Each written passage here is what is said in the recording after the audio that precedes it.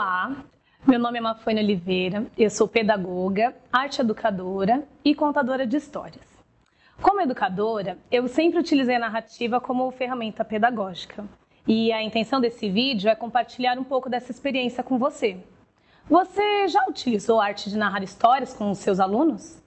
Talvez você se pergunte, mas por que eu devo contar histórias? Para quê? Minha intenção não é ditar regras e dizer o que deve e o que não deve ser feito em sala de aula. Mas eu acredito que a narração de histórias no ambiente escolar é muito importante. Na medida que, às vezes, a rotina pedagógica causa cansaço e desinteresse nos alunos, a narrativa ela entra como um recurso revitalizador para despertar a sua vontade. A narração de histórias é uma excelente ferramenta pedagógica, porque consegue tratar o objetivo pela subjetividade. O ato da ludicidade pode fazer com que as pessoas compreendam com mais facilidade um determinado assunto, pode provocar reflexão, ser um momento de mero entretenimento, pode provocar as três ações também simultaneamente. Independente de ser no ambiente escolar, em outros espaços educativos, em casa ou na mesa de um bar, narrar um conto é proporcionar um momento de partilha, é um ato de generosidade. E a generosidade começa com quem escuta, começa com uma orelha amiga que se alia à intenção do narrador. E para vivenciar esse momento de partilha e envolvimento, não importa a classe social, idade ou série. Eu já tive experiências maravilhosas contando histórias para o ensino médio. Um conto pode ser um elemento disparador de um projeto ou de uma sequência didática. A apresentação de histórias no cotidiano escolar é muito mais do que um momento de entretenimento ou um incentivo à leitura, como muitos dizem. Como diz o meu amigo Vinícius de Azevedo, é um momento de respiração, de encontro, de ressignificação do estar na escola e do estar no mundo. E deve ser valorizada pelos atores que constroem esse cotidiano. Talvez alguns pensem, eu não conto de boca, como dizem as crianças, né? Mas eu leio muito. Contar e ler histórias são duas situações que resultam em aprendizagens importantes para os alunos. Elas podem e devem ocorrer paralelamente na escola desde muito cedo. Não apenas pelas suas diferenças, mas também por serem situações de aprendizagem que dialogam muito entre si. Quanto mais lemos histórias ou quanto mais estivermos familiarizados com a linguagem do mundo dos livros, tanto mais nossa linguagem empregada oralmente na narração de uma história se mostrará atravessada pela linguagem escrita. Mas, como diz a Regina Machado, uma grande contadora de histórias, no seu livro Acordais, é muito importante contar sem o livro, por quê? Primeiro, para experimentar uma qualidade diferente de relação com a audiência, por meio do qual os olhos, as mãos e os gestos corporais do narrador encontram com os olhos, com as mãos e com os gestos corporais da audiência, permitindo que essa receptividade contribua para o seu modo de relatar a história. Isso é o que nós chamamos de presença do narrador, o diálogo de corpo para corpo. Em segundo lugar, para a gente conseguir experimentar, improvisar sem texto decorado, deixando que as palavras se encadeiem ao sabor do momento, guiadas, é claro, sempre pela sequência narrativa da história.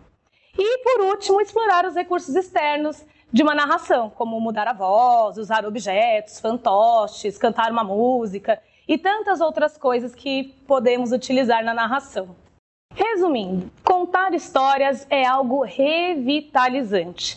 Abre as portas de nossa alma porque nos põe em contato com a nossa ancestralidade. Contar histórias é atualizar a própria vida. O tempo das histórias ele é atemporal. É o tempo do mito, o tempo do sagrado, esse tempo do era uma vez, é o tempo nenhum, né? O ato da narrativa nos torna mantenedores de uma cultura à medida que nós disseminamos as histórias, os contos e costumes de um povo. E para tornar esse momento precioso, nós precisamos estar conectados ao tempo dessa história, pesquisando sobre a sua origem, curiosidades relacionadas ao tema abordado, informações sobre o autor, isso quando escolhemos um texto que tem autoria. Esse processo faz com que nos apropriemos do universo da história com facilidade, além de ajudar no enriquecimento do nosso vocabulário. Mas precisamos lembrar que temos de respeitar o nosso jeito de contar história, para não perdermos o fio da meada usando palavras e estratégia que não nos cabem. Precisamos vestir as palavras e ter consciência de que algumas palavras não combinam conosco. Da mesma forma que algumas histórias também não cabem dentro da gente. Muitas vezes escutamos uma belíssima história, mas não conseguimos reproduzi-la. Algumas histórias trazem arquétipos, uma estrutura pronta. E é muito importante não mudar a sequência narrativa de uma história, nem alterar os fatos, uma vez que você se torna porta-voz de uma cultura no momento em que está narrando. Uma boa forma de começar é lembrarmos de que história que ouvimos na infância, de quais que gostávamos mais, lembrar das emoções que sentíamos, do momento que isso acontecia, quem contava essa história pra gente.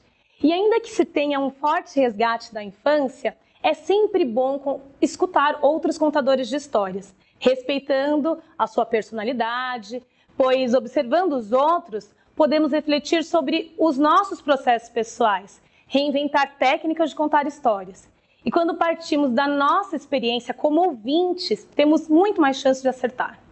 E nós não podemos deixar de lado também alguns dados técnicos, como identificar o público-alvo, a faixa etária, de onde são as pessoas, o ambiente onde essa história será contada, tudo isso é importante.